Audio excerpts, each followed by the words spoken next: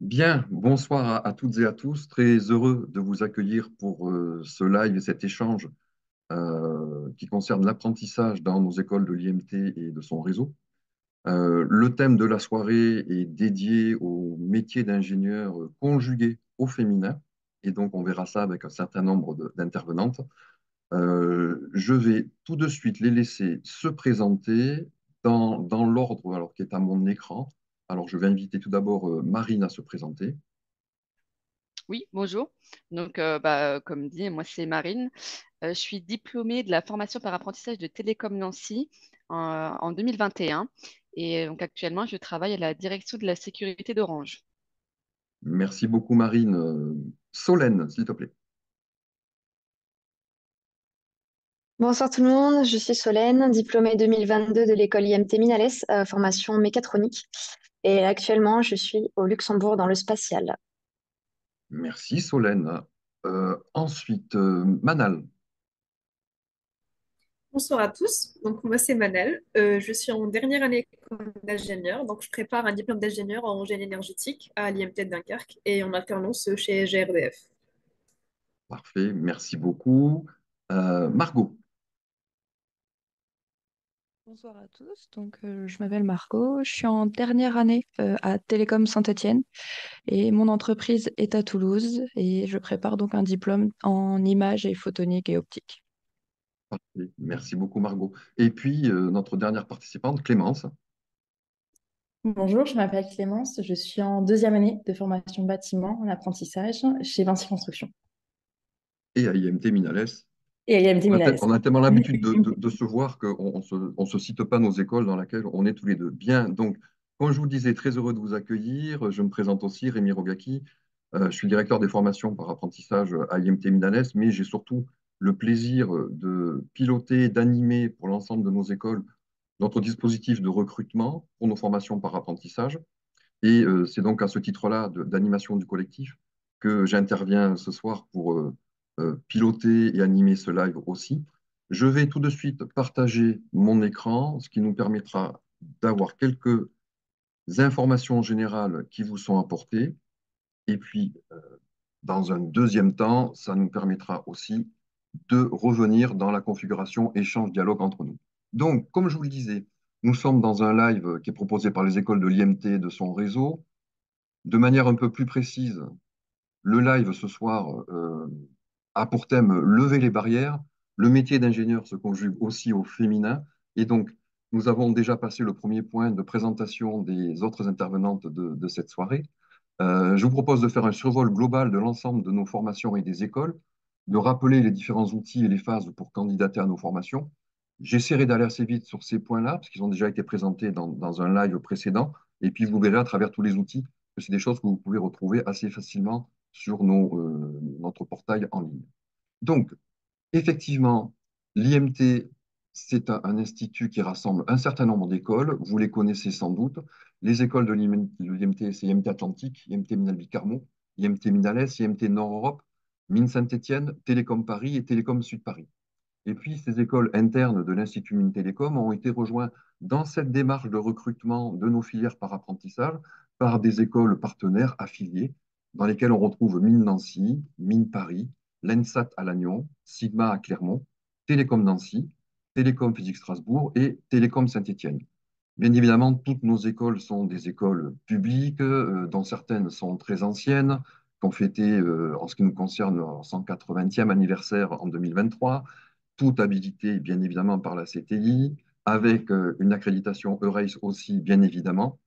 Et donc, ces écoles vous proposent en fait 28 cursus en apprentissage qui se répartissent dans 10 grands domaines d'activité, l'informatique, les logiciels, les réseaux, systèmes télécoms, tout le grand domaine de l'industrie et des technologies, l'industrie pharmaceutique, les infrastructures ferroviaires, l'électronique et la photonique, la mécanique, les énergies, le bâtiment et les matériaux. Et l'ensemble de ces formations recouvre en fait plus de 900 places à la prochaine rentrée de septembre 2024.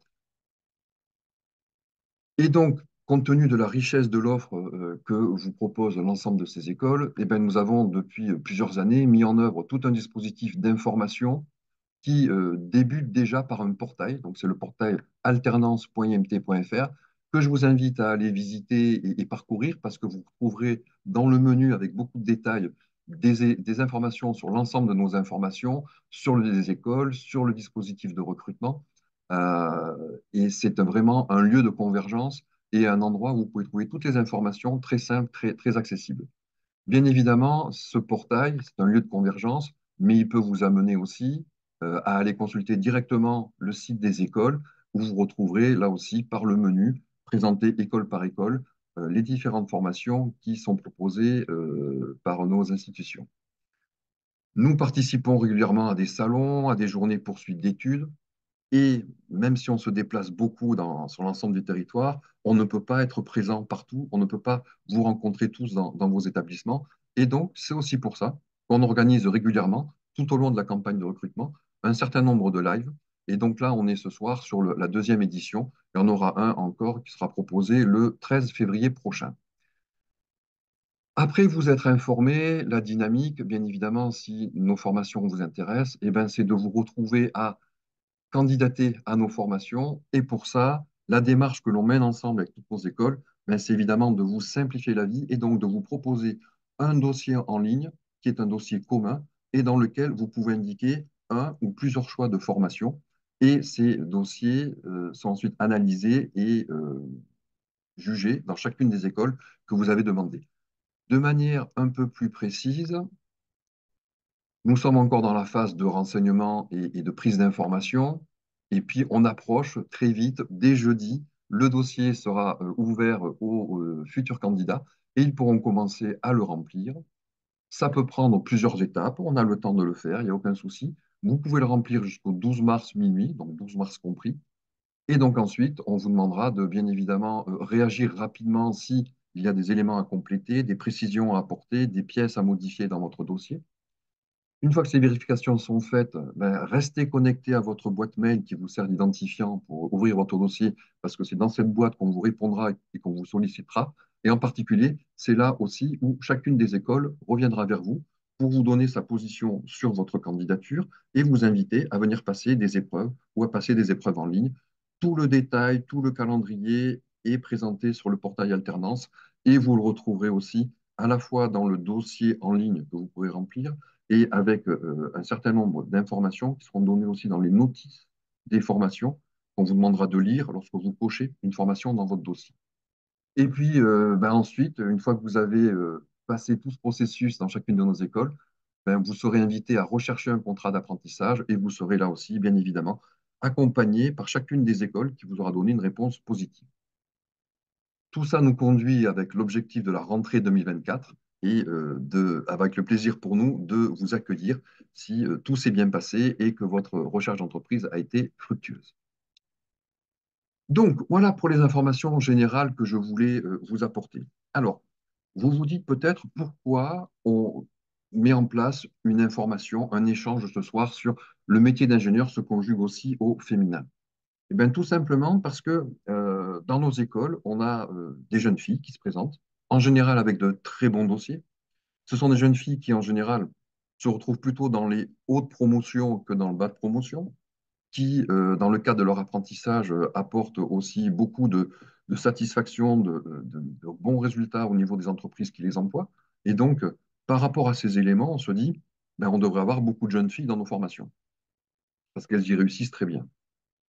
Malheureusement, aujourd'hui, ce n'est pas encore le cas, puisqu'on est sur des populations féminines qui ne s'orientent pas largement vers les études scientifiques. Et donc, c'est aussi dans ce cadre-là que nos écoles de l'IMT et la Fondation Mines Télécom ont mis en œuvre des actions très fortes sur la féminisation des métiers.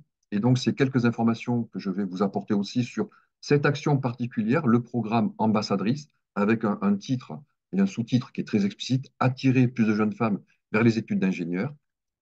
En fait, ce programme, il est copiloté par la Fondation Mines Télécom et les écoles de l'Institut. Son but, c'est d'augmenter le nombre de jeunes femmes en école d'ingénieurs. Nous avons aujourd'hui 26% de jeunes femmes dans les 7 écoles d'ingénieurs de l'IMT. Et les différents mécènes, les différentes entreprises qui font partie de la Fondation sont très engagées aussi dans la mixité au sein de leurs équipes. Et donc, ben, tout ça nous a fait réfléchir et analyser à comment augmenter ce nombre. Et donc, en fait, ce qu'on a trouvé comme action la plus pertinente et la plus porteuse de sens, c'est de faire découvrir aux adolescentes les bons choix d'orientation au plus tôt, parce qu'en fait, on se rend compte que déjà au niveau du bac, on a moins de jeunes filles que dans les collèges, que après le passage du bac, les répartitions dans les différentes filières et thématiques se sont aussi effectuées. Et donc, l'idée, c'est de mettre en place des actions avec des visites d'élèves de nos écoles au sein des classes, de collèges ou de lycées, d'expliquer ce qu'est un parcours en école, la vie sur les campus, les métiers à la sortie. En fait, c'est quoi un métier d'ingénieur et en quoi il est intéressant aussi pour les jeunes filles. Et donc, du coup, comme vous voyez, les cibles qui sont adressées, c'est les classes de collège, c'est le début du lycée, c'est les professeurs principaux et c'est aussi les parents, de manière à les encourager dans l'accompagnement des études de leurs jeunes filles vers des cursus d'ingénieurs. C'est un programme qui a démarré l'année dernière, sa première édition, et déjà, dès l'année dernière, plus de 600 élèves ont pu être rencontrés dans les différentes visites. Donc, c'est vraiment une action qui marche bien. Ce programme qui a été lancé l'année dernière, 35 étudiantes, étudiants ont pu s'y inscrire et se mobiliser, donc devenir des ambassadeurs ou des ambassadrices de nos formations. Mais l'idée, c'est aussi que ces élèves-là reçoivent un accompagnement de la part d'ingénieurs femmes en activité qui deviennent des marraines et qui vont les coacher, vont les accompagner, vont participer à des rassemblements, vont, quand ça leur est possible, se déplacer dans les lycées, les collèges avec elles. Et donc, c'est porter ensemble la bonne parole. Et c'est aussi pour tous nos élèves qui se mobilisent sur ce dispositif, c'est aussi en retirer une expérience particulière, un enrichissement de leur parcours à travers différentes sensibilisations, des conférences, des week-ends collectifs, des rassemblements, des ateliers menés par des coachs et pour arriver à les aider à mieux se positionner dans leur futur métier d'ingénieur et leur futur rôle de femme en entreprise qui porte aussi des idées, une sensibilité et une expertise. Et donc ce programme, comme il marche très bien, ben, la seconde promotion a été lancée en novembre 2023 et 24 nouvelles étudiantes ont rejoint le projet, ont rejoint les 18 de l'année dernière qui ont poursuivi leur action. Et donc, en fait, on est vraiment en train de mettre en place une véritable chaîne d'entraide, de transmission d'informations entre des ingénieurs marines, des élèves de nos écoles qui sont en deuxième année, qui sont en première année pour les nouvelles arrivées, et qui vont porter le message et éclairer le chemin de lycéennes, de collégiennes. Donc, c'est vraiment un projet qui nous tient beaucoup à cœur et qui est vraiment de nature à développer le nombre et à faire grossir le nombre de jeunes filles dans nos écoles. Tout ne va pas changer du jour au lendemain, mais c'est à travers ce genre d'action que progressivement, de plus en plus de jeunes filles vont s'orienter vers nos cursus, vers nos écoles qui leur sont grandes ouvertes. Donc voilà pour les principaux mots que je voulais apporter pour poser un petit peu le débat et la discussion. Et donc, nous allons pouvoir passer à cet échange maintenant avec nos intervenantes sur le thème du jour. Je précise qu'à l'issue de ces échanges, nous ouvrirons des salles de répartition qui permettront à tout un chacun d'aller pouvoir discuter précisément avec une école de telle ou telle formation. Donc, il y aura une douzaine de salles qui seront ouvertes à l'issue de la prochaine séquence d'échange avec nos intervenantes. Et donc, pour la réaliser, je vais arrêter tout de suite mon partage d'écran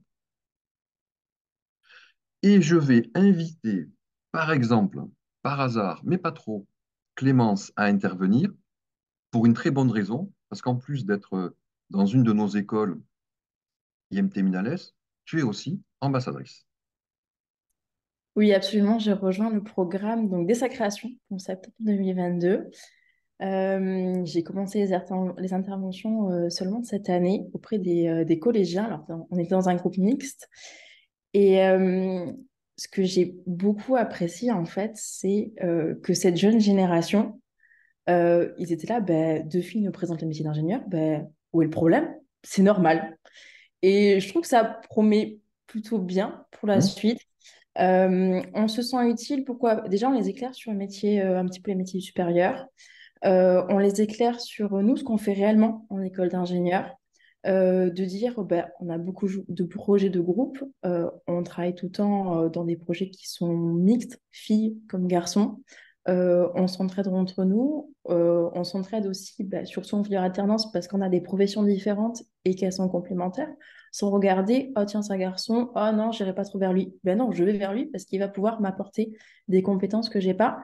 Et c'est tout cet ensemble, en fait, qu'on essaie de retransmettre, notre vie quotidienne, qu'on essaie de retransmettre pour dire la porte est ouverte à absolument tout le monde. Merci beaucoup, Clémence. Et donc, du coup, avant de laisser intervenir d'autres personnes, toi, tu nous as rejoint, tu es maintenant en deuxième année. Tu avais fait quel type de formation après ton bac? Alors, après le bac, j'ai intégré un IUT pour valider un DUT mesure physique et ensuite j'ai intégré les mines d'Alès. D'accord, merci. Alors, du coup, je tends la perche à nos autres intervenantes qui ont peut-être eu des origines avant de rejoindre nos écoles. Alors, plutôt les élèves qui sont encore en formation. Certaines d'entre vous sont passées par des classes prépa, sont passées par des IUT.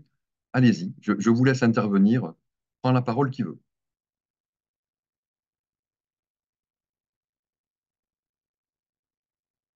Alors pour l'instant, aucune. Je, Margot, oui. je vais me lancer. Donc, j'ai fait une classe préparatoire dans un lycée un lycée privé et quelque chose de complètement classique quand on se dirige vers des études d'ingénieur pour ensuite intégrer une école d'ingénieur en apprentissage, ce qui n'est pas du tout commun quand on en parle Hmm. avec des professeurs en classe préparatoire, car soit eux-mêmes sont pas au courant que c'est possible, soit euh, ils ont un avis assez tranché et malheureusement, de mon point de vue, c'est pas le bon.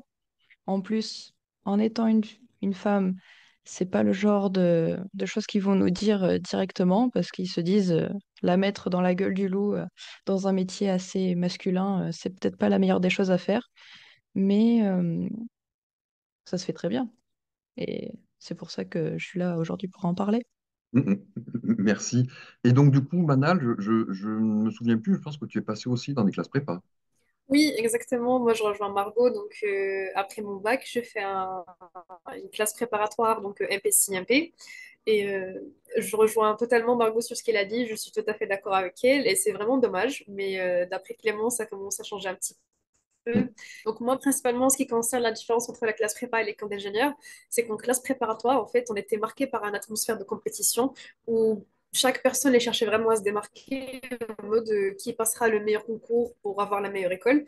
Alors qu'en revanche, en école d'ingénieur, ça consiste vraiment à une culture d'entraide avec beaucoup plus prononcée avec des élèves venant de différents parcours, BTS, DUT ou prépa.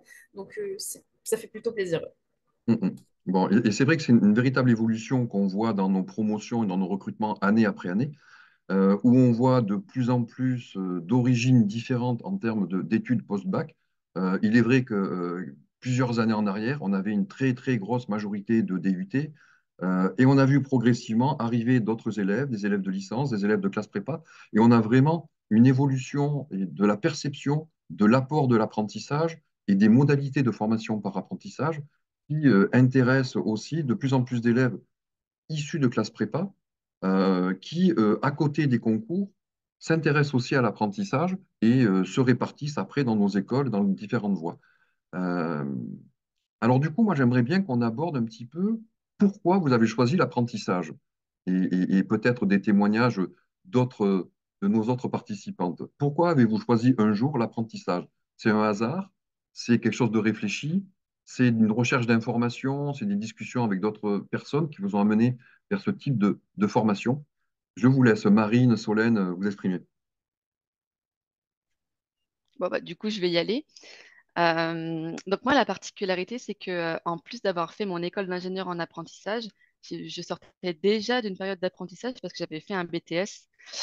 Et c'est vrai qu'au départ, moi, ce que je recherchais plutôt, c'était de faire quelque chose qui avait du sens et de vraiment m'impliquer dans un projet. Parce qu'évidemment, quand on fait un parcours classique, on a des stages, mais je trouve que c'est pas pareil. Et le soutien et la rigueur aussi, parce que forcément, ça demande pas les mêmes choses.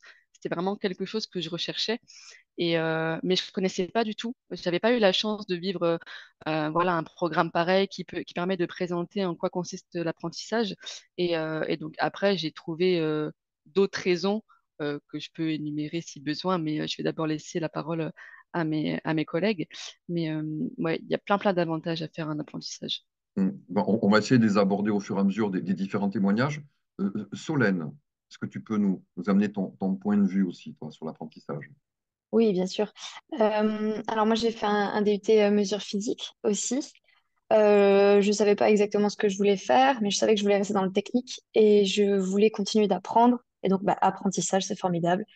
Il y a un petit mot commun. C'était aussi pour moi une manière de rentrer doucement dans le monde du travail, parce que c'est quelque chose qui me faisait un peu peur aussi, de se dire on fait 5 ans d'études et les seules expériences, c'est des stages. Donc c'est à l'époque, ça me stressait beaucoup. Maintenant, je sais que le stage aussi, c'est une grande période. Et du coup, l'alternance, ça permettait d'être un petit peu à l'école, de voir quelque chose de très concret, de mettre en pratique ce qu'on voit dans certains cas et d'avancer comme ça. Et cette double vie étudiante, professionnelle, c'est quelque chose à gérer qui est super intéressant à vivre, je trouve. Et donc, je recommande fortement l'alternance. Vraiment, je prêche ça vraiment à fond. Je trouve que c'est une expérience qui est enrichissante du début à la fin. Vraiment, c'est chouette. Mhm. Et par contre, est-ce qu'il y a des moments dans l'apprentissage qui peuvent se révéler un peu plus difficiles? Est-ce qu'il faut bien s'organiser? Est-ce qu'il faut se laisser porter un peu par le vent à droite, à gauche? Ou est-ce qu'il faut quand même être organisé pour faire face aux attentes qui sont en augmentation, côté école, côté entreprise, au fur et à mesure que le temps avance? C'est pour moi ou pas? Ah, mais c'est pour qui veut. Je vais laisser parler les autres alors aussi. Allez, qui va mener son petit commentaire sur cette interpellation? Manal, peut-être? Margot? Allez-y Oui, dans alors l'ordre. oui, Vas-y. pour répondre à ta question, Rémi, alors en fait, il faut être un peu organisé quand même, surtout comme j'ai entendu, ça doit être Margot, peut-être Clémence par rapport à l'apprentissage, donc l'entreprise où elle se situe. Donc moi, personnellement, l'école est à Dunkerque et l'entreprise est à Rouen. Donc j'ai quand même 200 km à faire chaque 2 semaines, 2, 3 semaines. Et sinon, par rapport aux études aussi, par rapport aux projets en entreprise, donc en fait, on a une période de 2 semaines, 2 semaines ou 3 semaines, 3 semaines.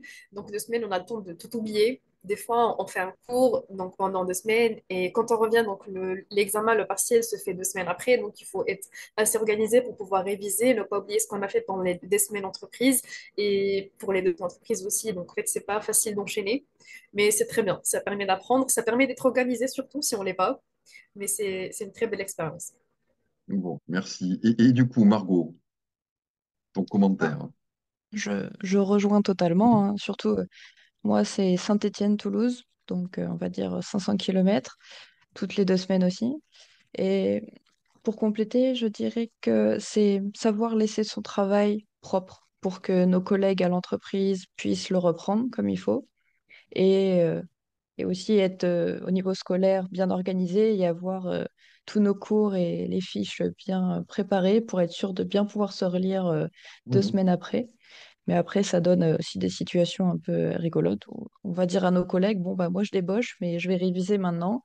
Et voilà, donc eux, ils comprennent pas tout de suite pourquoi, mais il faut le faire. Et c'est juste une question d'organisation et tout se passe bien. Mhm. Bon. Après, moi, il y a souvent aussi des questions qu'on nous pose. Oui, mais c'est comment on est accompagné dans l'entreprise? Est-ce que c'est facile? Des fois, en stage, il y a le risque de ne pas être bien accueilli. Alors, l'apprentissage, c'est encore plus long. Alors, dans vos cas, mesdames, comment avez-vous été accueillis en entreprise? Avec de la bienveillance, de l'écoute, j'imagine. Allez, pour celles qui sont encore en formation, je vous laisse vous exprimer, puis après, on fera une petite séquence sur nos diplômés. Oui, à ce Bah, moment-là, je je reprends la parole. Donc moi, en fait, j'ai été déjà intégrée dans l'équipe via mon stage de fin de DUT. Hmm. J'avais fait dans la même entreprise que mon alternance et sur le même projet en plus de bâtiment. Donc je connaissais un petit peu le projet, je commençais à connaître l'équipe et donc je suis revenue juste 2 mois après l'été, dire coucou, c'est moi, on reprend. Et l'avantage qu'il y a, c'est que je suis tombée aussi sur une équipe qui est assez jeune. Mes chefs ont 30 ans, très dynamiques, ils sont passés également par une école d'ingé, donc ils savent comment ça se passe, via même par de l'alternance. Donc c'est pour ça qu'ils comprennent peut-être mieux mes besoins, qu'ils savent que je vois pas forcément tout en cours en même temps que ce qu'on fait en entreprise, voilà, et qu'il faut davantage communiquer, plus m'éclairer sur le moment pour pouvoir réaliser mes projets. D'accord. Alors, est-ce que c'est aussi dans ces conditions que l'apprentissage s'est passé pour nos deux diplômés? Alors, Marine, toi, tu as terminé en 2021, donc Tu as traversé ta formation en plein Covid, Solène aussi un Oui. petit peu, on y reviendra. Donc, comment ça se passe, ces périodes un peu compliquées des fois? Et puis, quelle est l'entraide dans la promo? Quelle est l'entraide au sein de l'entreprise? Et comment on devient finalement une jeune professionnelle à travers ces 3 ans? Bah, déjà, au niveau de l'école, ce qui a été super, et je me suis rendu compte que ça n'a pas été le cas de tout le monde au niveau suivi, mais moi, à part le fait que je suivais les cours chez moi depuis mon PC perso, il y a eu zéro différence.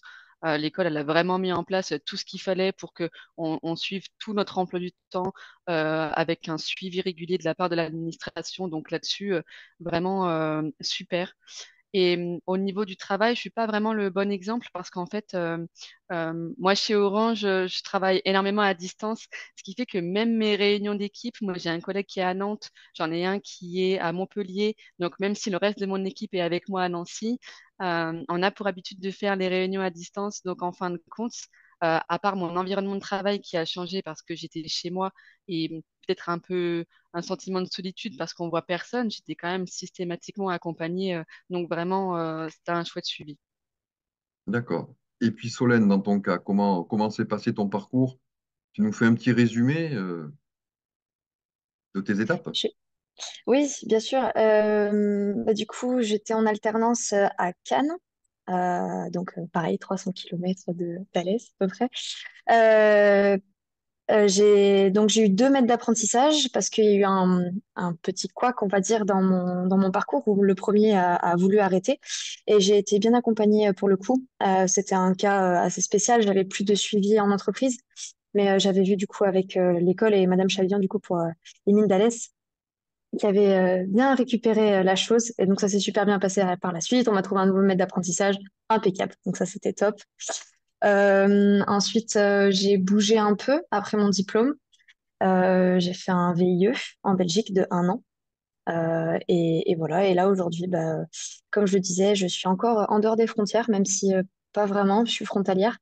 Et je travaille toujours dans le spatial du côté du Luxembourg. Voilà. Mais l'école, impeccable, hein. Merci pour ce retour, on en est toujours très, très heureux. Euh, je me demande aussi quel type de conseil, quel type d'encouragement, quelle stratégie vous pourriez donner à nos futurs candidates. Et puis, comme je regarde la montre, je vois qu'on a déjà presque atteint la demi-heure qu'on s'était donnée pour cette première partie de réunion. Donc, je vais vous laisser intervenir chacune à votre tour pour apporter vos éclairages sur ces points-là, commentaires, conseils, stratégies, euh, pour qu'à la rentrée prochaine, on croule sur les candidatures de jeunes filles. Allez, je vous laisse intervenir comme vous voulez. Commence, moi je pense qu'il ne faut pas se poser trop de questions. Si à partir du moment si une fille a envie de faire une école d'ingé, ben elle part en école d'ingé. Et ne pas se mettre de barrière parce qu'il n'y aura pas d'obstacle derrière. Donc on continue, on fonce, on y va. Merci beaucoup. Qui prend la suite? Bah, je prends la suite et en disant tout simplement qu'on n'est pas tout seul. Donc on a des aides, soit avec l'école, soit en entreprise, que ce soit même si on a 2 loyers, même si on a des centaines de kilomètres à parcourir toutes les 2 semaines, ça se fait bien, on n'est pas tout seul, on est aidé, on est apprenti. Donc on reste des étudiants et on est aidé. Donc faut pas avoir peur de ce côté-là, de me dire, mon Dieu, j'ai qu'un salaire. Non, il y a des aides. À l'école, ils sont bienveillants. À l'entreprise, ils le sont normalement. Donc tout va bien. Parfait. Merci beaucoup. Manal, petit commentaire, Oui, alors conseil. moi, pour les candidates qui envisagent donc une carrière similaire, être ingénieur, je conseillerais de suivre leur passion, de rechercher les opportunités d'apprentissage comme l'alternance et d'explorer de nouvelles perspectives dans le domaine de l'ingénierie. Donc, venez à l'IMT, cherchez l'alternance, que ce soit à Alès ou à Dunkerque ou quoi que ce soit, n'hésitez pas. Parfait. Marine, allez, on va faire intervenir nos diplômés qui ont franchi la barrière complètement, qui sont d'autre côté. Et je sens que peut-être dans pas si longtemps que ça, elles pourraient se retrouver maîtres d'apprentissage pour accompagner les futurs élèves. Ça fait une bonne transition parce que j'allais parler de barrières justement. Moi, ce que je voulais dire, c'est qu'il faut vraiment oser parce que les barrières qui existent, c'est réellement que celles qu'on se pose. Euh, Moi, dans mon expérience qui n'est pourtant pas si grande, mais bon, j'ai fait deux écoles différentes, plus mon poste actuel, j'ai absolument jamais vu de difficultés qui étaient liées au fait que ce soit une femme à la place d'un homme. Et justement, comme on voit peu de femmes sur ces métiers-là. Moi, je dirais que c'est même l'inverse. On a tendance à plus les écouter, plus les suivre, parce que justement, elles font un peu office d'exception. Alors, c'est vraiment le moment pour y aller. On a besoin de vous. Voilà. Et puis, on va tout faire pour que ces exceptions n'existent plus de manière exceptionnelle, mais que ça soit la norme, parce qu'on a vraiment besoin d'équilibrer et de rendre nos métiers et nos carrières scientifiques les plus mixtes possibles. Solène, dernière intervention. Oh là là, le stress. Non. Ben, écoutez, moi je suis complètement d'accord. On manque de femmes en ingénierie. Ma dernière boîte, j'étais la seule sur 50. C'est pas possible. C'est pas possible. On a les mêmes compétences, on a les mêmes envies, on a les mêmes passions. L'alternance, c'est un super moyen pour prendre confiance, évoluer dans une équipe à l'entreprise et à l'école qui nous soutient, où on peut justement s'étoffer en compétences et humaines et techniques. C'est super et il faut pas perdre pied. On reste confiant, on avance et tout va bien se passer. C'est comme ça que ça marche. Et puis voilà, c'est tout. Tout va bien. Bon, parfait. Et donc, effectivement, c'est souvent des choses qu'on aborde avec l'ensemble de nos élèves hein, sur l'apprentissage, qui est un parcours particulier où on étudie à l'école, mais on effectue des missions en entreprise régulièrement. Et donc, semaine après semaine, mois après mois, on acquiert de l'expérience, on acquiert de la confiance en soi. Donc, je reprends quelques mots que j'ai entendus. Il faut oser, il faut rien s'interdire. Encore moins quand on est une jeune fille, parce que pour les personnes qui réfléchissent à ces sujets, on a souvent constaté que euh, nos jeunes filles ont des fois tendance à pratiquer un peu plus l'autocensure. Oh non, c'est pas pour moi. Et puis c'est souvent la société qui les a aussi un peu accompagnées dans cette direction. Et donc nous luttons contre ça. Le programme ambassadrice en est un bon exemple. Et moi, si je devais conclure par rapport à ça, osez venir vers nous, candidater. On saura vous accompagner vers la réussite. Et vous avez eu de très beaux exemples qui ont été présentés ce soir.